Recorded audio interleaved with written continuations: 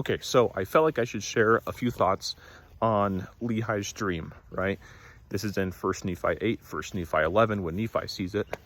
And you have the rod of iron and the straight and narrow path, which leads to the tree that represents the love of God, charity, right?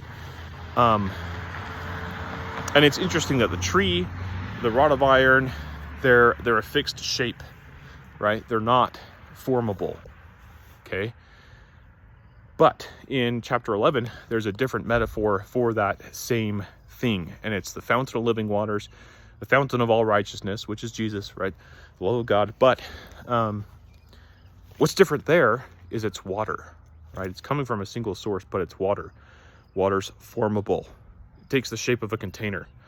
And so God can use whatever somebody's currently interested in, what they currently care about, whatever variation or degree that is, to show them something better. He can teach them where they're at. Of course, they're still limited, right? Until they're willing to learn and do more than that.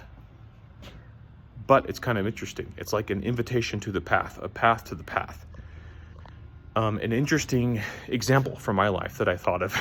When I was a teenager, I used to listen to a lot of heavy metal rap. Of course, it has a lot of violence, profanity, drugs, all that, not good stuff. But there was one rapper I liked particularly because the quality, the quantity of his content was just way better. His rhymes were more intricate. His wordplay was better. He was so unique, so versatile.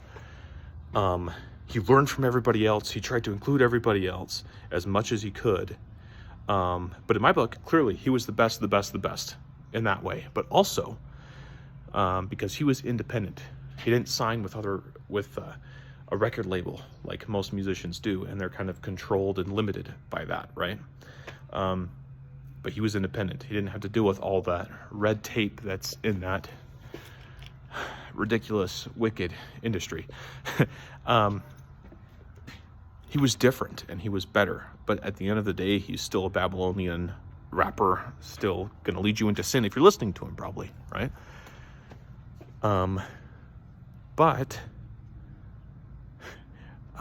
God used the container I had at that time that I was willing to let him teach me through to show me what was better. And that principle still applies to everything else, right? He used what I was willing to receive, what I cared about at that time, to show me what was better, to teach me about him. Now, what's interesting is there's a different water in Lehi's dream too, right? There's a fountain and a river that is the filthiness of hell. It's the filthiness of hell.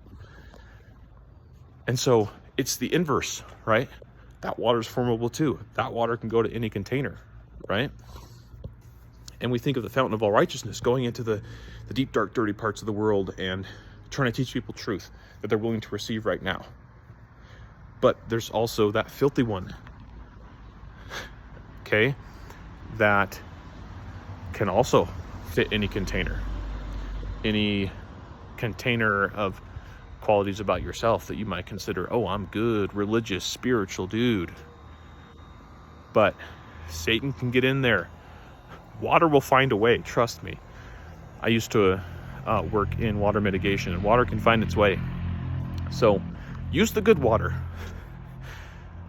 Let's flood the earth with truth and righteousness, right?